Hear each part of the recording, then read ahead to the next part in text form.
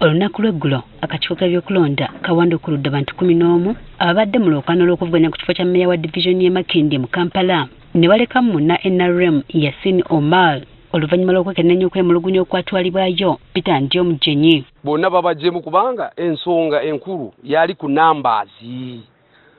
Ani ya nominating abantu bano, ani ya supporting abantu bano. Abalala bakozesa amanya ga NRM.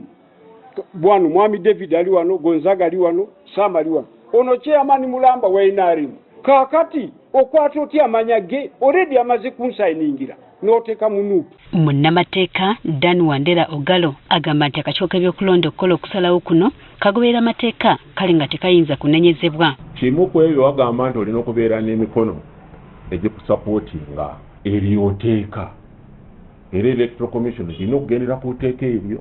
Bwe kiba nti totuusizza emikono egyetaagisibwa Electoral Commission nekugjamu mu race, tosobola kugenda ate n'ogamba nti bakujje nti owaabira Electoral Commission ate ng'ogwo mwennyini tewakola ki, tewamaliriza ebintu ebyetaagisibwa mu mateeka. Kyokka newankubadde guli gutyo ono agamba nti omuntu owanduddwa etteeka limuwa omukisa okwekubira enduulu mu kkooti ejulirwamu. Etteeka oba lisobola okuwa eddembe eryo kugenda okwemulugunya kkooti nesazaamu Electoral Commission, kiraba wosobola okujja n'ogamba nti owaabira Electoral Commission kubanga buli omu akola, buli institutions n'amakooti gakola ensobi.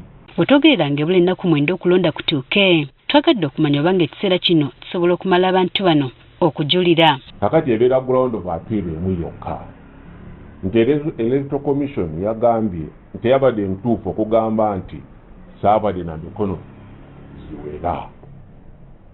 Kyo tikutwalira na lunaku kuwandiika kubanga mu High Court kakati High Court ejja kutunula byonna bwe mwayogera mu Electoral Commission terina kirala kingi byogenda okukola ki okwongerako kubanga rekodi yonna enjogera yammwe yonna nga mwe mwawoza mu Electoral Commission bagitwalawa mu High Court. Wabula etteeka lino teriraga kiseera kakiiko byakulonda we kalina kukoma okuwanduukulula abantu basobola okujulira. Kino Ogalo agamba kyetaagisa Paalamenti okuteekawo ennongoosereza okukitereeza abantu basobole okufuna obwenkanya. Kyandibadde nti Electoral Commission erina okumaliriza ebyabwe early enough so that time waliwo sufficient time bino byonna n'ekkooti okugiwa time okola ebyo.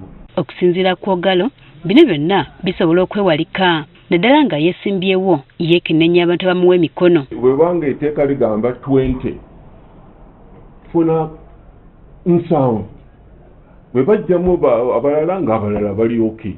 Ne mu kiseera ky'okunoonya emikono ono asabye beegwanyiza obukulembeze obutali bumu okutunuulira abantu bokka be beesiga okwewala abayinza okubalyamu enkwe. Omuntu yeesimbyewo afunye signature ate ogenda okulaba bakubye complaint nti wafoginga signature y'omuntu oyo era n'agenda ne mu Electoral Commission n'agamba nti eyo si signature yange. Ekyo kakati Electoral Commission neyimirira ku ekyo okujjamu. Ekyokubiri, ennaku zino technology is very good. Record it. Okusinziira akakiiko k'ebyokulonda kakyalina emisango egiwera ddala egy'okusalawo era nga gyonna bagamba baakugikolako. Jennifer Kabale agaffe eyo ku Spark TV. To sue the commission.